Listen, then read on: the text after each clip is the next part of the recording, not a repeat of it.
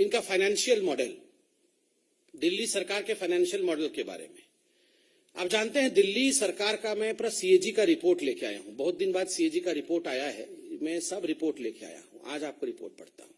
ये मनीष सिसोदिया जी 3 दिन पहले बोल रहे थे कि हम लोगों को तो रेवेन्यू सरप्लस है, हम लोग बोला था ना, हम रेवेन्यू सरप्लस है, हम इतना सब लोगों को दे रहे हैं, मुफ्त में दे रहे हैं, ये कर रहे हैं, फिर भी हमारे पास बहुत रेवेन्यू है।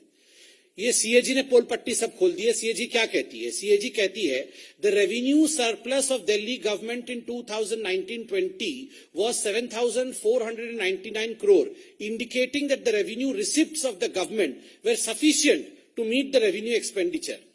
The Delhi government had been able to maintain the revenue surplus largely on the account of pension liabilities of its employees being borne by the central government. In addition, expenditure of Delhi police is also borne by the Ministry of Home Affairs, Government of India. कि ये जो surplus बता रहे हैं 7,499 करोड़ का, वो surplus इसलिए है क्योंकि पैसा सेंट्रल गवर्नमेंट दे रही है। और फिर सोचिए पोल पट्टी क्या खोलती है CAG. The Delhi government's debt increased by nearly 7% in the 4-year period up to 2019-20। जब से केजरीवाल जी बने 2015 में सीएम और 20 तक 4-5 साल में 7% कर्ज बढ़ गया दिल्ली का। The debt increased by 2,268.93 crore from 32,497 crore at the beginning of 2015-16 to 34,766 crore at the end of 2019-20। मतलब लगभग 3,000 करोड़ रुपया का कर्ज अरविंद केजरीवाल के ऊपर है। सेंटर से पैसा लेके ये रेवड़ी बांटने का काम करने का जो अपने ऊपर ये महिमा मंडन अपना कर रहे हैं, इसका पूरा का पूरा चिट्ठा जो है सीएजी ने खोला है। उसके बाद और देखिए सीएजी क्या कहती है।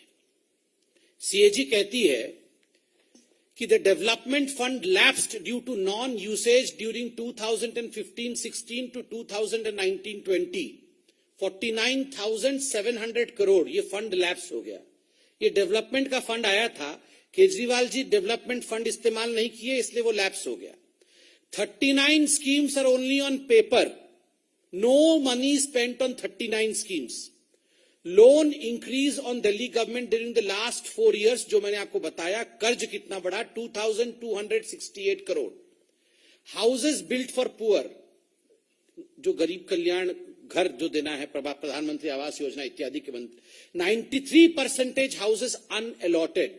Houses built for the poor before 2011 but not yet allotted lying vacant resulting in deterioration. घर बना हुआ है मगर वो अलॉटमेंट नहीं हो पा रहा है, घर खराब हो रहे हैं। मगर हमारे से पहले भी जो योजना थे, जो घर बने थे गरीबों के लिए, वो भी अलॉट नहीं कर पाए हैं केजरीवाल जी अभी तक। Number of account of 100+ crore आप देखिए। स्पेंट ऑन एड्स 100 करोड़ से अधिक एड में स्पेंड की है। 70 lakh spent on ads to blame central government. 70 lakh केवल जो एड है वो ब्लेम करने के लिए स्पेंड किया गया है, मगर इसका हिसाब दे नहीं पा रहे हैं। 85% एड्स आउटसाइड ऑफ दिल्ली। 85% जो एड है, 33.4 करोड़ रुपया ये दिल्ली से बाहर खर्च किया गया है, दिल्ली में खर्च नहीं किया गया है।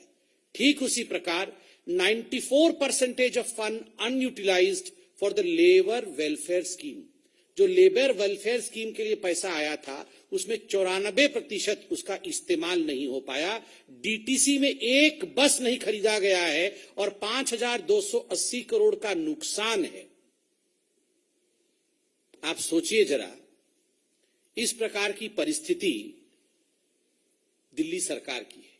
और सबसे बड़ी बात जो अभी मैं बताने वाला हूं, आप सबको याद होगा, जब शीला दीक्षित थी तो खैर अरविंद केजरीवाल जी एक बैग लेके चलते थे, बोलते थे इस बैग के अंदर शीला दीक्षित की सारे जो काले कारनामे हैं वो भर्ती हैं, जैसे ही मैं आऊंगा उनको जेल में डाल दूंगा। क्यों? क्योंकि शीला दीक्षित जी ने जो बिजली कंपनी है उसको 300 करोड़ रुपया का सब्सिडी दिया है। आप जानते हैं अरविंद केजरीवाल जी ने बिजली कंपनियों को इस साल कितने का सब्सिडी दिया है? 3,200 करोड़ का सब्सिडी दिया है। अपने यारों को, अपने मित्रों को, बिजली कंपनी वालों के साथ सांठगांठ करके उनको 3,200 करोड़ रुपया का सब्सिडी दिया है। 300 करोड़ वाले तो चोर थे, उनको जेल में जाना चाहिए था। अब ये 3,000 करोड़ रुपए वाले बिल्कुल बहुत साधु, बिल्कुल दूध का धुला हुआ है, वो सब ठीक है। ये सारा का सारा अरविंद केजरीवाल, मनीष सिसोदिया ये जो रोज प्रेस कॉन्फ्रेंस कर रहे हैं, इसके पीछे दो कारण है। कारण नंबर एक, एंटीसिपेटरी बेल जो मैं बता रहा था कि मनीष सिसोदिया जी और अरविंद केजरीवाल जी ने मिलकर जो घोटाले किए हैं, अब उसका गाज गिर रहा है, तो उससे बचने की चेष्टा। दूसरा, उनकी नौकरी, उनकी स्कूल्स और उनके स्वास्थ्य की जो योजनाएं थी, अब वो धीरे धीरे सामने आने लगे हैं, तो स्वाभाविक रूप से उसके ऊपर किस प्रकार से अपने आप को बचाएं, इसलिए ये प्रयास किया जा रहा है।